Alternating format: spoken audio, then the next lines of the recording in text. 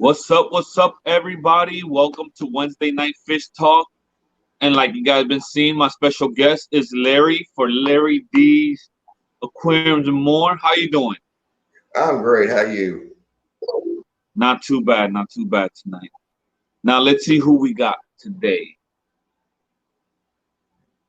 Poisiwi, how you doing? One more bite. How are you doing? Zach, what's up? Gen C, hello everybody. Like I said, tonight we're gonna have Larry. Now, Larry, where you at? I'm down in Cincinnati, Ohio. Hey, Okay. Kev. Yep. Nice and warm down How's here right everything now. going over there? Oh, it's going pretty good. Been working on that 75 today. Getting ready to build Mm-hmm. that paludarium. So I've got all the fish moved and it cleaned up. Now I still got to get downstairs and sanitized to be on the safe side. Make sure it's got to be spit polished. I'm OCD about stuff like that. Before I get started, I'll make sure everything's scrubbed down as 100%. No ifs, ands, or buts about it.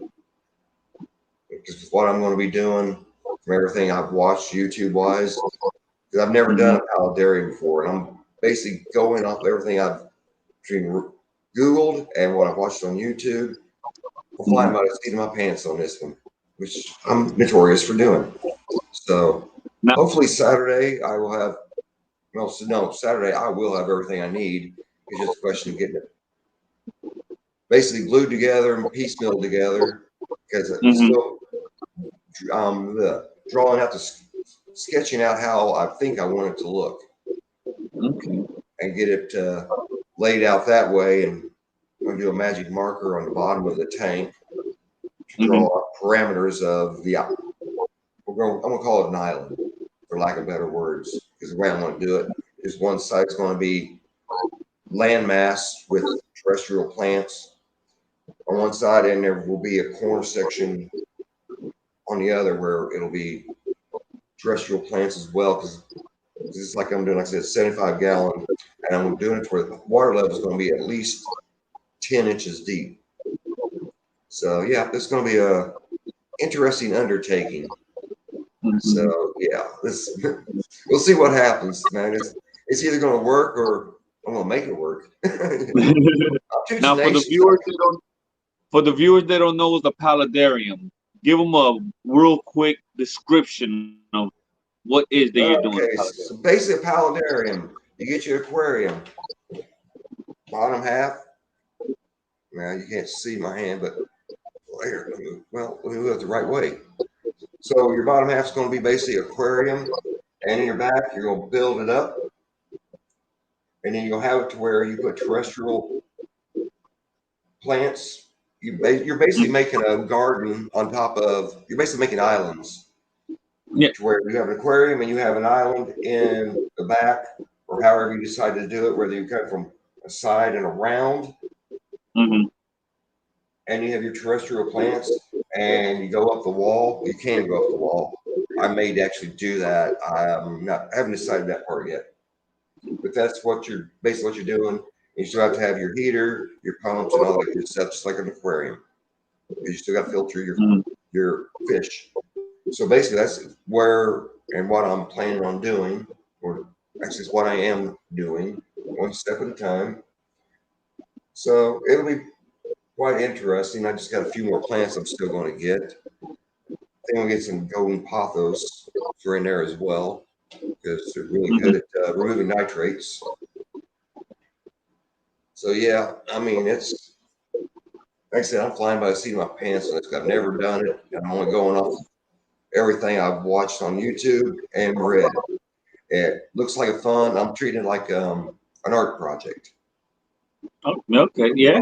Yeah, I'll approach it that way because I'm a little bit of an artist and everything. So I'm going to approach it that way. And since I'm really big into the aquascaping aspect, hopefully someday I'll start getting involved in like competitions with aquascaping. Hopefully, we'll see what happens. When they bring back like Aquashella and all them other ones where they do stuff of that nature, they get brave enough, we'll enter one. See Okay, what pretty cool to do. Yeah, I mean, you're either gonna, you're gonna show your work. Is basically what it boils down to, and Mm-hmm. yeah, may as well. I mean, they can tell you you suck, go away, quit doing this, or they're gonna love it. Or Yep. somewhere in between. That's all Even there is to even it. if they tell you you suck, you end up winning because you get to learn what you need to do to improve yourself. Yeah, So. absolutely. Yeah, I've got a few books on scaping. Plus, I watch Mhm. George Farmer and his buddy Yuri religiously because they're two of the best out there, in my opinion, that I've seen that are actually professional scapers. So Oh. sit there, watch, and when they talk, I literally have a pen and a pad of paper, and I'm taking notes. I take notes and do a little minor sketching of what he did, and how you want to do this, and why you want to do it. That way, you have some sort of, you don't just go this plant here, that plant there, et cetera, et cetera. And it's like, so you have something that looks like as natural as possible. Hmm. Thanks, Posey. Now, now in that paludarium, what type of fish you gonna keep? I am only putting in, excuse me, ember tetras. Okay. I've got the ember tetras that I already had in there. I've got them actually in the 15 flex upstairs. Them as well as the Amano shrimp, and I have one pea puffer that will go in there. You got to have a janitor, just in case Yeah. something pop up because snails. I don't know if they know how to teleport from one where they appear. It's like, Hmm. where did you come from? These brand new sterilized plants in a nice little plastic coat things. And how do I get a snail in here? It's like I think Hmm. they came from Star Trek and have a transporter. I don't know. It just seems like I was like, how did the snail get in here when there's no way, brand new tank, fresh setup, fresh everything, and there's a Hmm. snail. Are you kidding me? It's like originally it drove me insane. The whole concept of snails just disgust me. Hmm. And then I discovered pea puffers. Love it. So okay, fine. I put pea puffers in all my planted tanks where I know nothing's going to hurt them. So I've got one in section 15 right now, one in here. I got one in the 75. I mean the 125. So yeah, I'm keeping them in every tank I can where I feel it's going to be safe. My cichlids, you guys are on your own. Yeah. I just pick them out of there and throw them into one of the tanks with a pea puffer.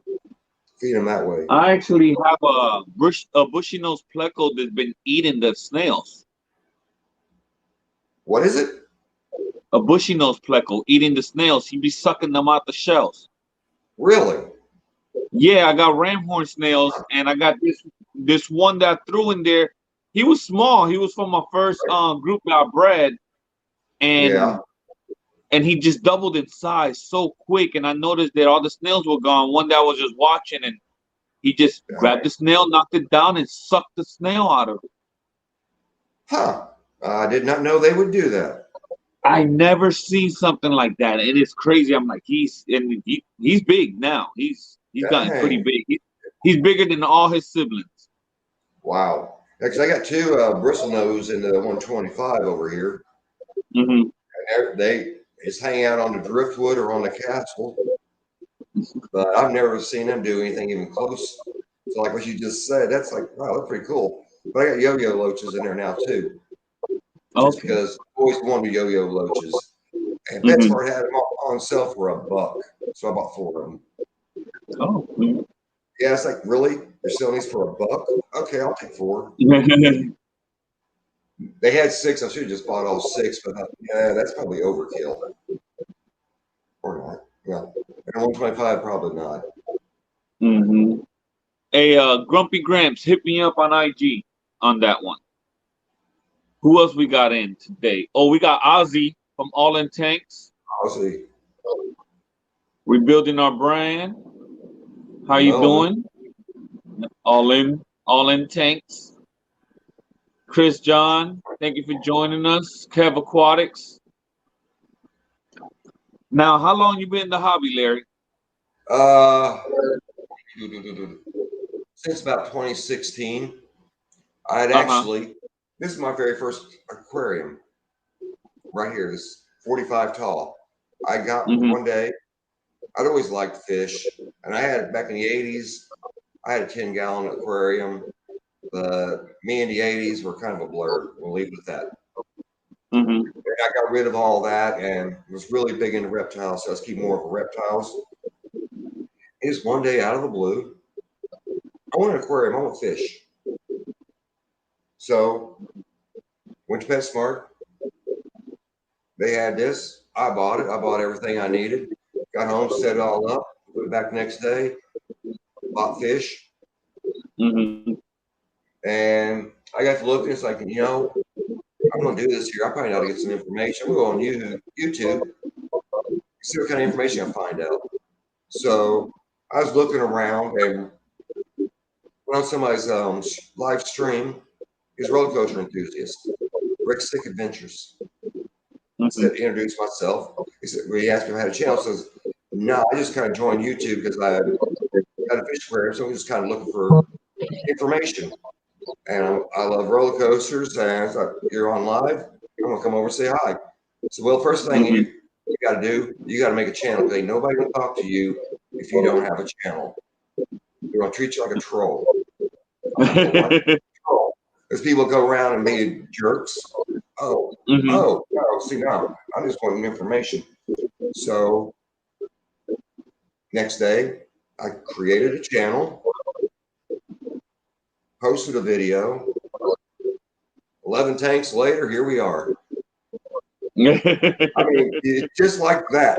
I mean, I'm learning as I'm going.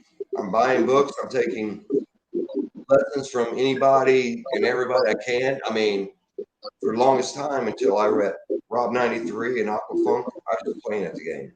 I was just playing it Uh-huh. to sound. And now it's like, after talking to them and going to Aquashello with Rob 93, we went down there together, had a blast. Mm-hmm. And now I've gotten serious. And now I'm taking it 100% serious. This is a hobby. This is a side job that I like. I'm not trying to do breeding per se. If they breed, cool. If they don't, so be it. But I am debating the whole concept of trying to breed the scarlet bass. See, I want to start investigating, reading up everything I can on breeding them. See if it's Uh-huh. even possible, what I need to do. So I'm going to start investigating that. Yeah, and we'll see what happens. Because I've had all kinds of things laying eggs. I've had some that actually have given birth, different types of fish and such. My cherry shrimp are going insane, popping out babies every other day. So I just let it like, you know what? I don't take the breeding seriously. I'm not going to become a breeder per se, but dabble in it a little bit. Why not? Mm-hmm. Say, I get a bunch of scarlet bass, trade them back into LFS for some credit, get some other stuff.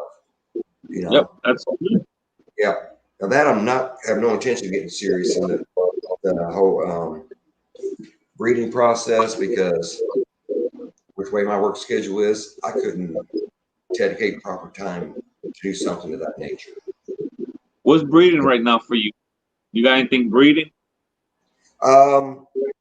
Right now, other than cherry shrimp, and I've noticed them at the embers, there, I believe, or at least 4, maybe 5 of them, and maybe holding. Dead Fred. Ed Fred, hey buddy, he's a neat guy. But yeah, like I said, I got like 4 or 5 of them that may be holding. I'm not sure yet. And I got a couple of them up there that are like, I don't know. They look like a possibility that they're holding. Only time will tell. Like I said, I don't know. Do not know enough about the breeding process to really be able to tell for sure one way or the other. Yeah. It's like if they do, if they do, they do. If they don't, well, so be it. But it'd I be mean, that's how cool. Trial and error. That's how we're gonna learn, you know. Yeah. Yeah. I mean, I'll follow whatever process it says. Okay, you believe they're pregnant. This is what you need to do. Well, okay, well then that's what I'm going to do. And if it turns out they're not, they just don't feed them too much. Whoops. And you know, if they are pregnant, cross my fingers and hope for the best. Mm-hmm. That's all I'm going to do. Like I said, I mean, if they, like I said, when it comes to the fish, if they breed and it works, awesome. I'm going to take care of them, do what I got to do, like they tell you to do. But if they don't breed, not going to hurt my feelings either. You know, like I said, this I'll play at, but the hobby itself and drug, no, I'm not playing anymore. Get serious, but Mm-hmm. as far as breeding comes, I'm playing. I'll see what happens. Yep. Now I'm gonna hit you with the question that's gonna get all your fish mad at you except one. Uh-oh, What's your favorite fish right now in your fish room? my Bashir. I Your love my Bashir? Bashir. Yeah, he was a rescue from PetSmart. Okay. Yeah, I seen him. I was at PetSmart. It's been 7 months ago, 7, 8 Mm-hmm. months, whatever. He was so scrawny and sickly looking. It's just like, no, I got to buy him. I don't know if he'll survive, but I got to buy him. And I got him home, got him bloodworms, got him some shrimp, what have you. He's alive and kicking, doing fantastic. He went from that long, about as big round as a pencil lead, to perfectly happy, fat belly. And, but you think he's run though, because as long as I've had him, he's only about 7 inches long, barely. So I think he kind of stunted his growth Okay. because of how, you know, but you know, I have zero problem with that. He's healthy, he eats well. Watch him every time I feed. I watch him, Mm-hmm. make sure he eats.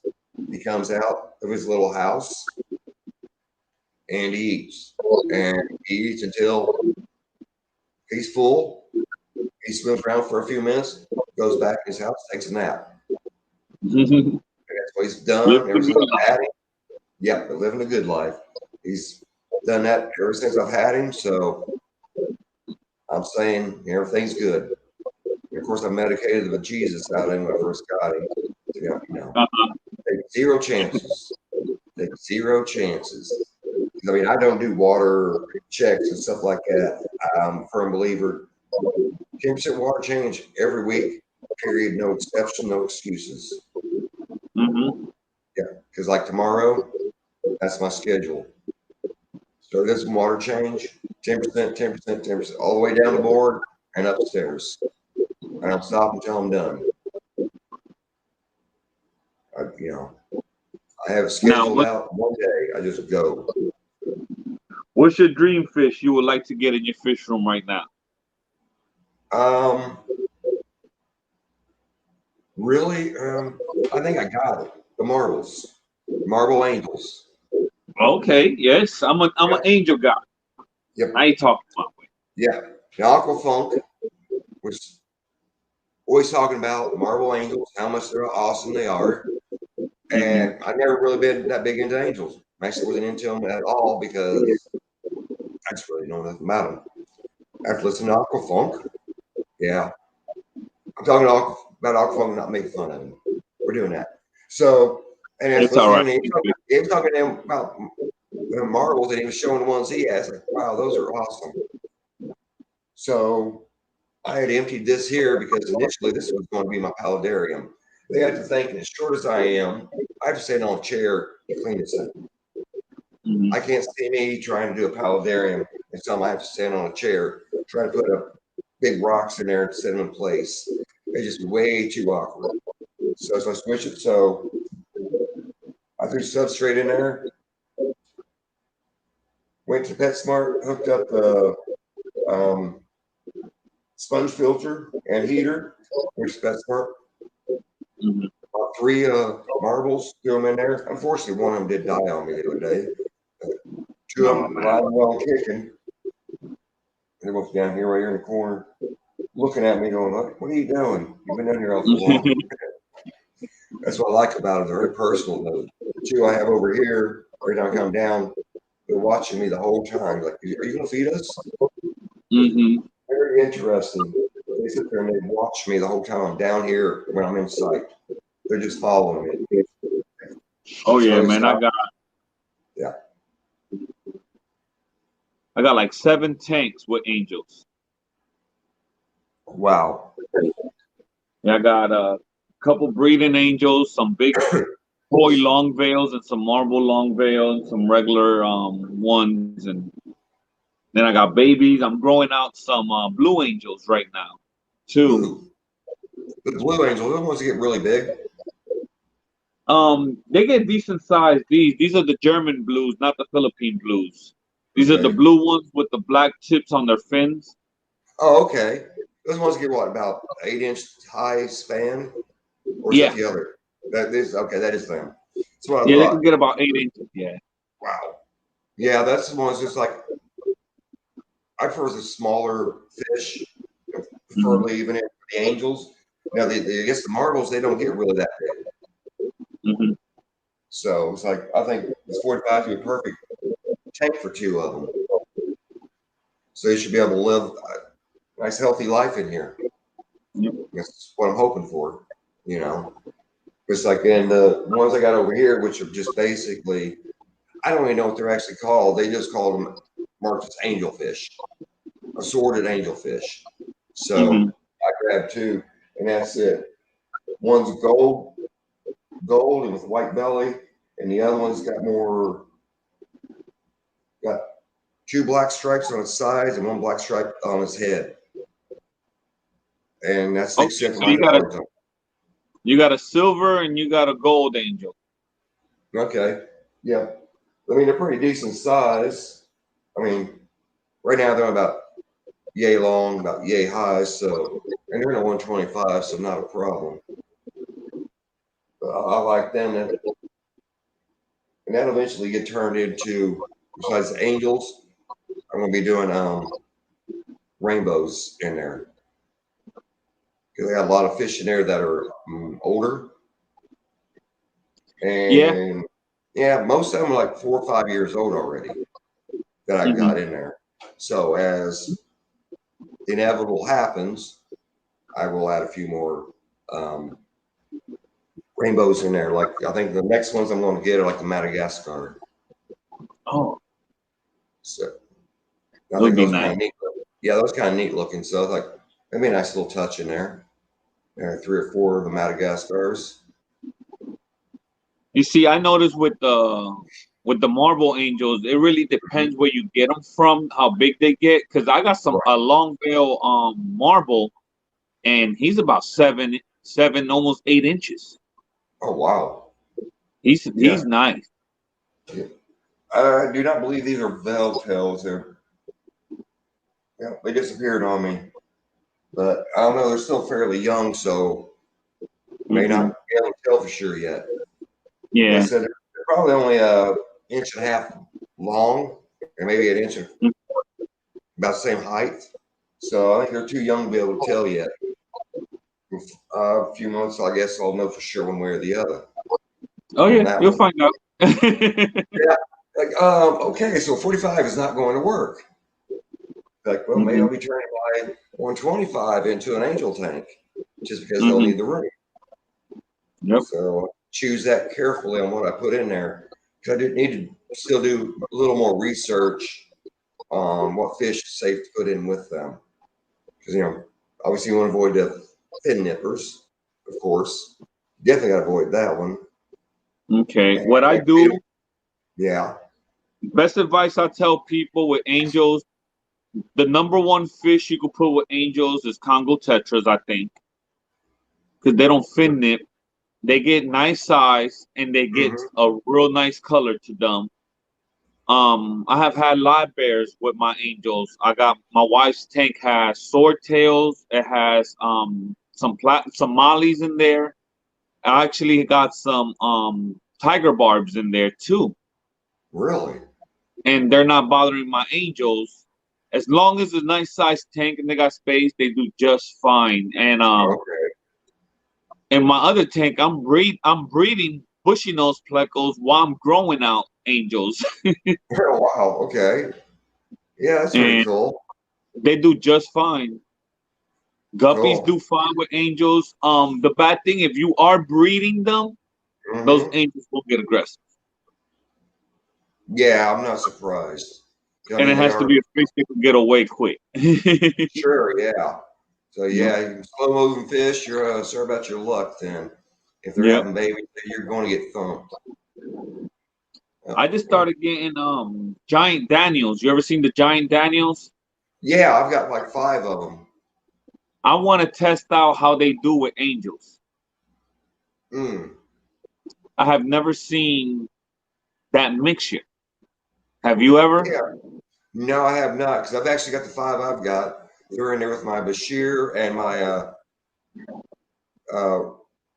Del Rio Tetras. The only reason they're in all in that tank together, because those little suckers will eat live plants, which I did not realize that until after I got them, when they immediately started eating plants. No, Hmm. wrong answer. So they're in with fake plants. I hate fake plants, but I had to do what I had to do, So that's where they're at, and they're all getting along perfectly fine. Them giant Danios are fast. It's fun watching them because they're like just warp speed. Hmm. That's what I think's funny about them is how fast they move. They Look never who we slow got in the down. house. We got Oh Funk yeah, in the house. What's up, yeah. Funk. Raul? How you Raul. doing? Where you been hiding? Why you been hiding, Funk? He said he's lurking, watching. He got the kids tonight. Oh, well, he's always Now, lurking around somehow. now, do you want to start trying to breed angels or just have them just for fun? No, I'm just going to just having them, and like let's say with any breeding, as far as my tank goes, then I'm going to attempt with the Batis. If they breed, they breed. If they Hmm. don't, I'm not going to sweat it. But I'm not going to make a conscious effort to do any other breeding than attempt with the Batis. Other than that, no, I'm not. I'm not going to get involved in, like I said, 'cause my work schedule. See, my schedule. I'm in anywhere from 5:30 a.m. all the way up to closing at like 7 p.m. And after this flu stuff is gone, we go back to Hmm. normal schedule. I could be working till 10 o'clock. So yeah, my schedule is going to be flip flopping back and forth too much to where I couldn't give them the attention they would need to make it Hmm. happen and protect the babies if they started laying eggs or live bears, etc. And I had to separate them. There's a 90% chance I would not be there to do what needed to be done.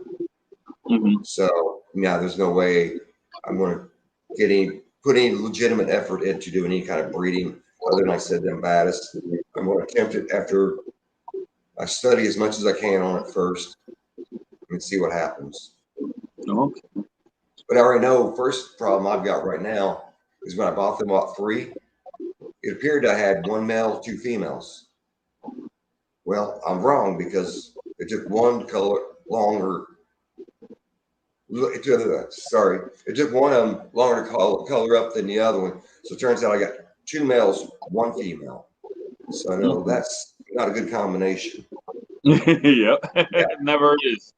No, because I've been seeing her. She's in the back. I almost feel like she looks like she's not been getting the nutrition she needs. So I may very well have to take her out of there. Maybe put her in with the guppies and see if I Hmm. can't get her fattened back up to where she can at least protect herself if need be. Okay. So yeah, I'm kind of in a catch-22 with them right now. I halfway debated seeing if they had more and taking a chance of crossing my fingers that, or maybe I'll get more females. Hmm. But it's like, I'm not sure I'm going to do that. Then again, I may very well take one of the males out of there, put in with the guppies, leave 1 male, 1 female, And just let them do their thing. Yeah, more than likely that's the direction we'll go. First, in that guppy tank, I will be putting more plants in there, as well as the 20 where they're at right now. Add more plants in there. Just make sure everybody has their own separate place to go to, in case it's not going to work out. So they don't tear each other up. Hopefully that doesn't actually happen, but you gotta protect your assets on that one. That's how I look at that one, because you never know. I mean, a lot of time and effort put in to watch them kill each other potentially. So, every day I'm doing something different. I wonder what would happen if I did this. I wonder what this would look like if I moved. And I can, when you're in the aquascaping, like tomorrow, one of the things besides water change, I've got a ton of plants sitting over here in a bucket. So more plants are going to go into the 125, the 20, both of the 10s, and 29. I'm not putting anything else in here. I think I like it the way it is. So I'm not adding anything to that. So I'll spread them out, because all the plants are going back into the paludarium already upstairs in the 15. So yeah, tomorrow's gonna be water change and rescaping the 125 and putting plants in all the other tanks. Now, do you feed any live food to your fish? No. Frozen, yes. Live, no. But I have considered the possibility of the brine shrimp, the live brine shrimp. But just getting the time to actually get the kit and get everything set up correctly. My only problem is I don't have the time to take to do that. I mean, off for 2 days, but I was off today.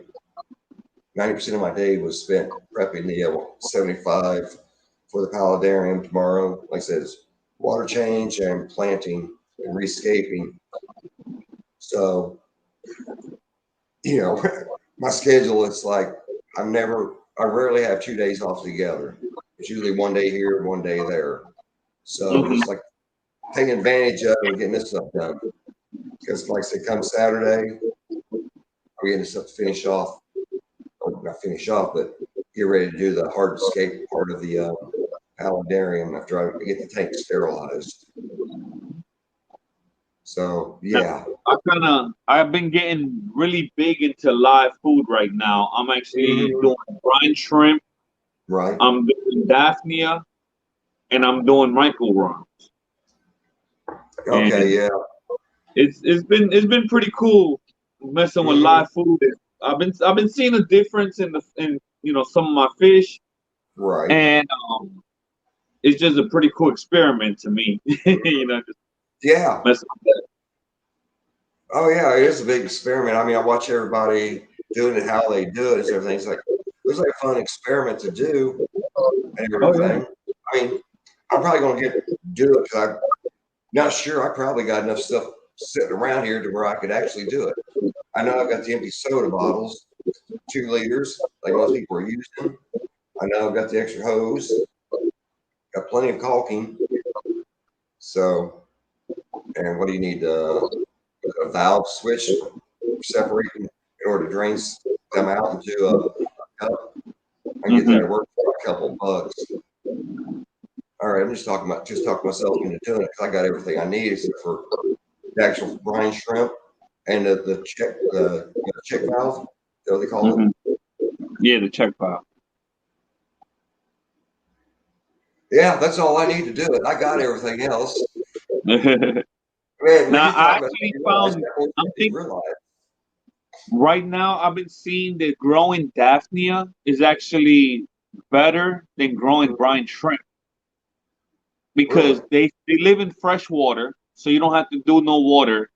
Right. You can put a 5-gallon tank set up and start growing Daphnia, and the only thing you gotta feed them is yeast. Every other day, give them some yeast, and that's what they eat. Really? And you just start producing more babies, and you get a net enough where the holes could let the babies go through, but you grab the adults. Sure. And you feed that to your fish, and it's been, I'm like, wow, the amount of Daphnia that I'm getting just Yeah. starting doing this. Yeah, because I just started about 2 weeks ago playing with Daphnia, and Did you get it's that been. much already? Oh yeah, it's already giving me that much, Wow. but I put it in a big enough tank where they're able to produce for me like that. Oh, You 5 sweet. gallon tank is really nice. I got a 5 gallon tank sitting over there collecting dust right now. Dude. It's like everything's like, I need to do it. I actually have it. And I didn't even realize it until we got discussing it. There were one or two minor details. Like, dang. Could do brine shrimp and Daphne both. Yeah. That way you get mix it up. Yeah. Okay. Well, I know what one of my projects is going to be now. Another one of my Now the projects. other thing, and I didn't know how simple this was. These are my micro worm cultures, Oh, okay. and these are little tiny worms actually growing in oatmeal. Oatmeal. Really? Oatmeal, Oh, and wow. you just got to change them out. Give them fresh oatmeal every 2 to 2.5 weeks. You change them out, but when Right. you change it out, one culture, I turned it into 5. Really? And then 2 weeks, I have 5 cultures. And then when that time runs out on them, you can multiply. Yeah, because all you got to do is just take a spoonful of this with fresh Mm, oatmeal. I actually did a video on it explaining it all recently. And in a few days, they multiply and fill up this whole cup. And you just, with a little Q-tip or with your finger, you just touch the side. And that's what mm. all the microworms are. All this side stuff is microworms. Oh, Just wow. Okay. you grab it and feed it to all your fry because they're so Oh, tiny wow. your fry will eat it. It's good Sure. for fry. Yeah. Dang. Oh, the scarlet bass would love something like that. Small as they are, they're micro predators Hmm. anyway. That would be perfect for them. Oh yeah, and Huh. they move so much in the water column. I mean, you see them just wiggling like crazy in the water column. Right. The fish will literally run towards them and get them. It's like, come get me. Dinner time. Wow, Hmm. that's pretty awesome. Yep. Heck, I'm gonna go back and rewatch some of your videos and take notes on how to do some of this stuff because dang, I mean, it all looks really easy to do per se. It's just actually I guess just doing it. Hmm. And it's only take 5 minutes to set it up, especially with Like that there. the brine shrimp hatchery that I use Hmm. doesn't use no airline. You don't need an airstone or airline or anything. It's a round Really? container, and you throw the eggs in the on the round center, and it has a lid with a circle. You'll see that too on my list of videos. I got the brine shrimp hatchery, and Okay. it's black, and you just put it under a light, and it produces brine shrimp for 2 to 3 days for you. It has a Oh, little net. You just pull them out, and you got brine shrimp every day, sweet. and you don't have to do the whole airline thing. Okay. It's very simple too. Cool. Hey, Chubbs. Oh, we got Chubbs. How you doing? Everybody, if you're not subscribed to Larry, please go check out Larry. He has an amazing channel. He too likes to eat spicy stuff. So if you like watching people eat crazy stuff, Larry's the guy for you. Just a little bit. Just a little bit. Now let's Yeah. go to that because that's part of your channel. Even though you're Yeah. a fish keeper, you're big into what got you into doing that on your channel. Um. Well, first of all, I've always loved spicy food, and I Hmm. always like to kick it up a few notches. And well, on Rob 93's channel, pretty much when he got started, he knew a guy Uh-huh. who showed him. His name's Make It Wayne, not, also known as Batman. Neat guy. Uh-huh. So, and he's a chili head. So, I went to one of his live streams, and there's a whole chili community out there that I did not know existed. And started watching the shows that they did in different ones and find out the names of these hot sauce companies, right? Like Rising Smoke, Hellfire, you know, different companies like that there, and then watching everybody taking these challenges, it's like, oh, I got to get in on this here. I love doing stuff like that. And yeah, just started buying stuff. Going to a place called Jungle Chims. It's an international store, and they have a whole selection of hot sauces. I mean, from the generically mild ones up to the. I bought one that I actually did on my first live stream or my first live stream. It's called Evil Bastard. It's extreme hot. So doing stuff like that. And it's just, I love it. And now I really like doing those challenges.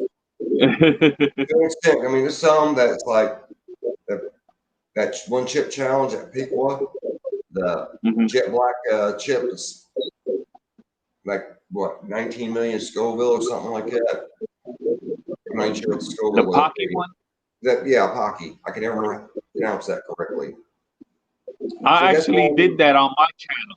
I ate that on my channel, and it was horrible. The only time I ever done something like that, other than fish related on my channel, it was that.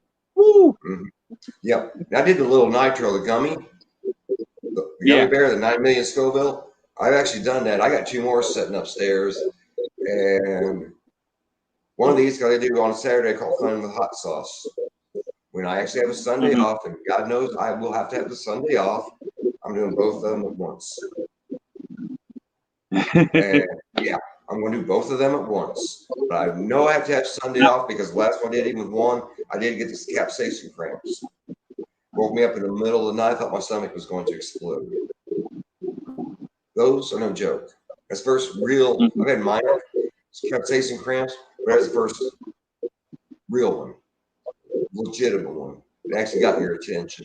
So yeah, I know what one feels like, so I can be prepared for what 2 is going to feel like. So yeah, it's going to be brutal. Not interesting. It's going to be brutal.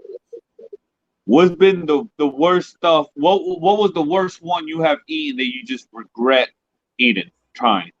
Hot sauce or a challenge? Hot sauce. Hot sauce is one that's called Dragon Repellent. I actually did a video of it, and now, like most people who do these hot sauce tastings, they go, "Oh, this would be good on chicken," or blah blah blah blah blah. Now I'm like, "Yeah, this is pretty good. This has got heat." Blah blah blah. And this particular one, I put it on the teaspoon, took a bite of it, and it was like biting into a lime, rind and all. It was vile. It was super sour and bitter, and then this very generic heat afterwards. No real flavor, just this really nasty lime and this generic heat, which wasn't even that bad. And it's just like, that's lyrics had a Carolina Reaper. Yes. Yep. Absolutely. I'm not a big pot eater, but yeah, I have had Carolina Reaper. I didn't do a video on it. Quite frankly, I don't care for the taste. Heat, I can take. Taste, I have a motto. Heat absolutely, flavor a must.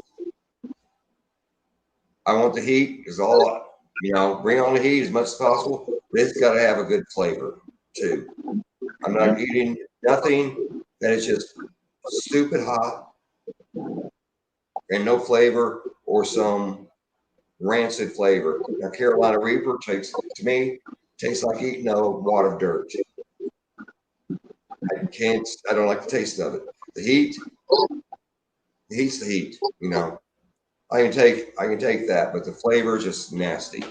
Now, in hot sauces, whether processed correctly, fantastic. You can taste the Carolina Reaper, you can taste that heat, but it has decent flavor to it.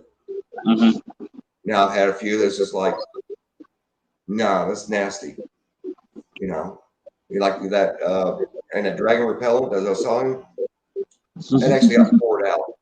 I poured it out. It's like I think I made a comment about it would be great for a practical joke on somebody because of how nasty it is.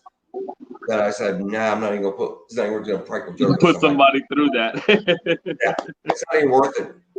It's not even worth it. So I just dumped it out. I rinsed the bottle out, and eventually, when I get shelving in my room, I have upstairs, my man cave, where all my horror movie memorabilia stuff is, and all my hot sauces are.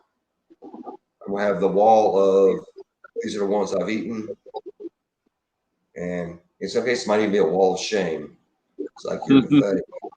It's like you're pathetic. Yeah, I was gonna ask you that because we follow each other on IG, but I'd never Right. asked you why do you post all those monster magazines? I'm like, he's always putting these crazy magazine covers. Because I am a diehard horror fan. Okay. Yeah, my mom got me into horror movies when I was like 6. So Hmm. my mom was a diehard horror movie fan, and Western fan. Now, I never got into Western stuff. I just never got into the Western stuff. But the horror movies, I mean, when I was a kid, because I'm like 56, so Creature in the Black Lagoon, Dracula, Bela Lugosi, Dracula, original Universals, watched them all the time, and then some of the other ones, just grew up with them. I'm not into like the extreme horror, that super splat and gore stuff. I'm not really that big into that, but Creature Lagoon, Godzilla, stuff like that. I'm a huge fan. Oh I yeah. like Freddy and Jason, stuff like that. Yeah, that's fine and dandy. But these ones that almost look like snuff films, no, I don't get into them. There's a lot of them out there. Oh I actually yeah. watched one not too long ago. I didn't realize it was that an extreme. It's like, oh my god! I watched the whole thing. It's like, yeah, I'll never watch it again. It was set on a shelf collecting dust. It's one of those. Yep, I watched it. And there you go. There's your new home. You'll never see the light of day again. And to turn around and gift it to somebody, because I'm part of the horror community as well. So Hmm. I may turn around and gift that to somebody who would appreciate that more than me. Oh, that'd be nice. Yeah, I yeah, I mean, a was into lot of horror. those old horror movies is where the beginning of it, that whole era. Like Yeah. the ones you be showing on those magazines, those are some pretty cool stuff. I'll Mhm. be Oh yeah, that's the true classics. I mean, it's like I got one of the magazines I have upstairs. It actually has the very first appearance of Blade hmm back in the that's early pretty cool. 1970s. Yeah, very first appearance of Blade. And it's actually in Hmm. good condition, the magazine. I mean, it's not mint condition. I give it a good to fair to good condition, but hey, it's first appearance of Blade. Granted, first edition appearance of Blade and the comics they did was pretty racist looking. I don't Yeah, know if I you ever remember seen those it, comics. you know. But I granted, read the Blade comics. granted, a lot of people did dress like that back then, but they could Yeah. have toned it down a notch. Hmm. But yeah, it's sign of the times. But it's like first time I seen it's like, um, did anybody check this before they published it? It's like, wow, like something out of a bad movie. It's like, what were they called back in the 70s? Black exploitation movies, Yep. something like that. And that's what it reminds you of. And you see movies like that back in the day, like with it, Blackula. It's like, Yeah. really? Yeah, it's like, Yep. really? I mean, we'd be any more blatant. See, that movies like that I would turn because my mom knew. She was like, anything even close looks or sounded racist, she'd knock the snot out of you if you even said something. Yeah, my mom didn't know, she was not raised that way, and she didn't raise us that way. I'm gonna get my butt beat for saying ditch digger. Hmm. Sound too close Now, to that other word, apparently. That's where now, my mom. Larry, man, we got 10 minutes left. Now, do you can you get a piece of paper and a pencil because we're gonna be giving out a gift card to somebody tonight. 1 second. All right. Well, everybody, you guys know what it is. Every Wednesday night fish talk, I like to give away a $10 gift card to my site. So I will explain the rules real quickly. These are the rules. When I say go, put in your number one time in the comments. We are going to do from 1 through 50. 1 to 50. And whoever gets that number or closest without getting over, send me a message and I will give you a gift card to my site, Royal Fish Aquatic. You see Grumpy Gramps? You too early already. I got the number written down whenever you're ready. You got the number written down? Yeah. All right. Now, go. Everybody put in your number from 1 through 50.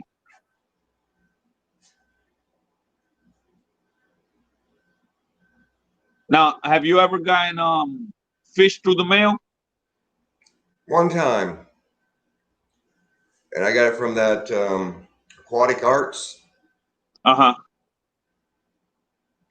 And they guaranteed to survive. They did. They survived for a week and then died.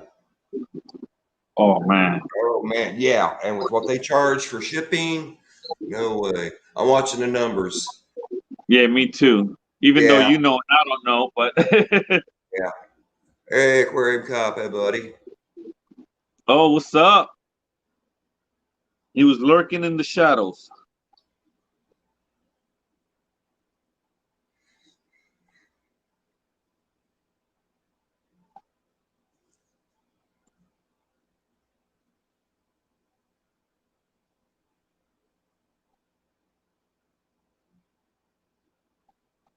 Is that all the entries we got, guys? We got 1 more minute.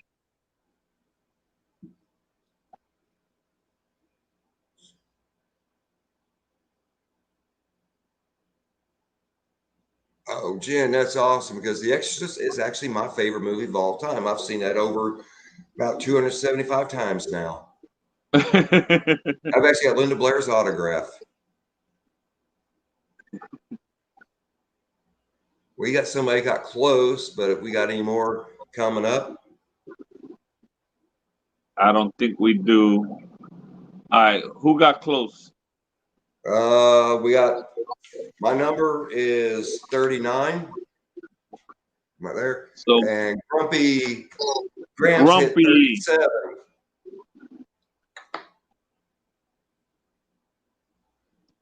All right, Grumpy. You already messaged me, so I'll hit you up and I'll give you a gift card as soon as I message you back. Congratulations. That's a $10 gift card to my site. Sweet. Now, we're kind of wrapping up the night and everything. Larry, again, I appreciate you coming out to the live stream. Now, one piece of advice you could give to everybody if somebody wants to start the hobby right now, what would that be?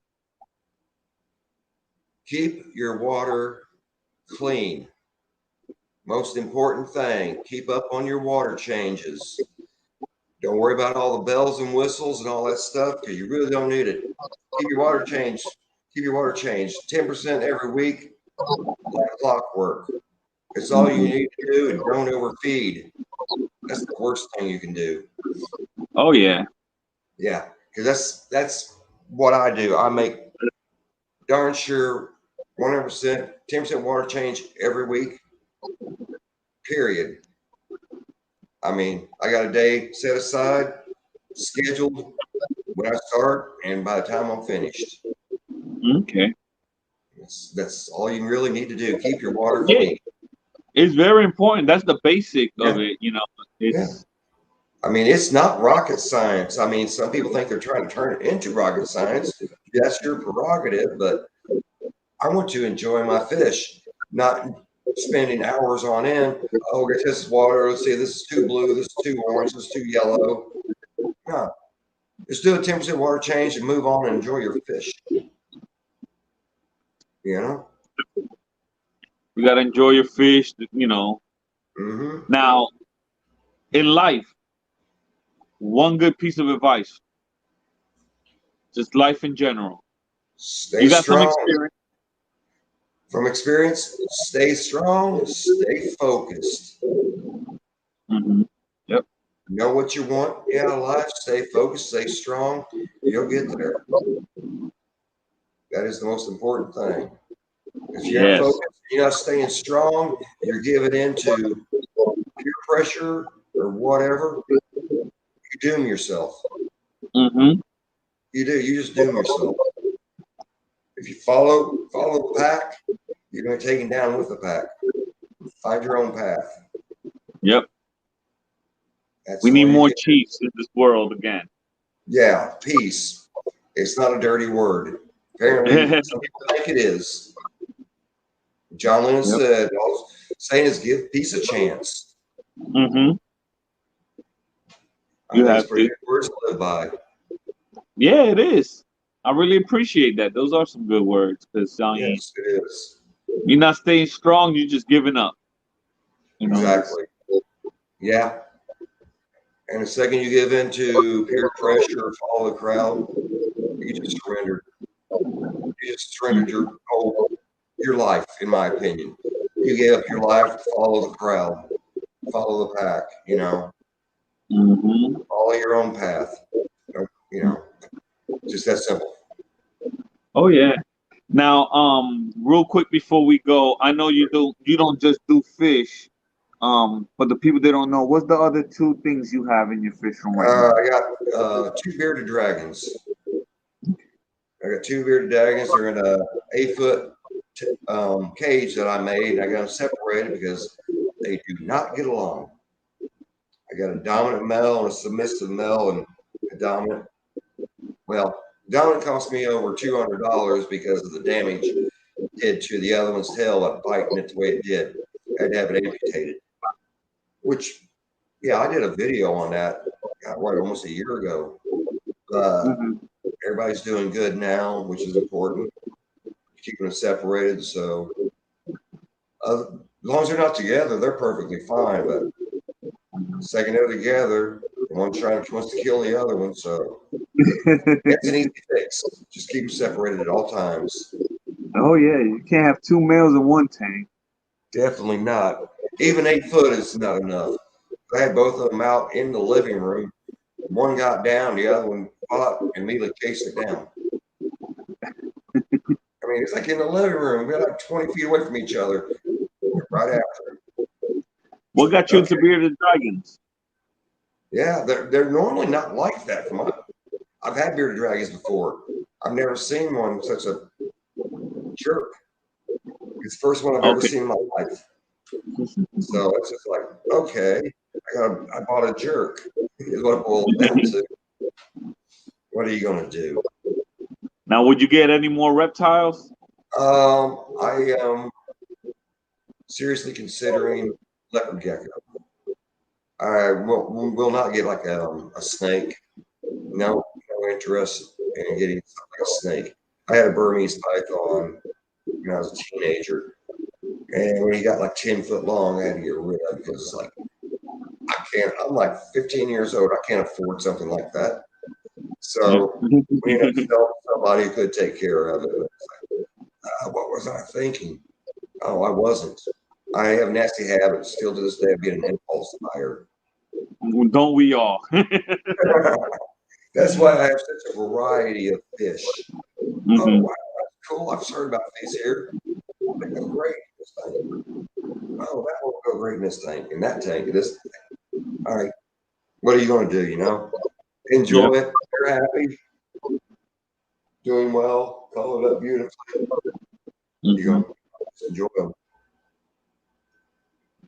Well, again, man, we're gonna call it a night. I appreciate it all, everybody, for coming out and checking out Larry for joining us on the live stream, and Mm-hmm. we definitely got to do this again. Oh, definitely. Yeah, we have some fun. Hey, So never everybody, know. Maybe we get together and we'll do something spicy oh yeah, if you're oh up yeah. to it. Next time, we gotta both get something spicy. Hey, there you go. We'll make plans on it. See how crazy we can get. Oh yeah. All right, that was great. Well, everybody, y'all have a blessed night, and thank you for coming out.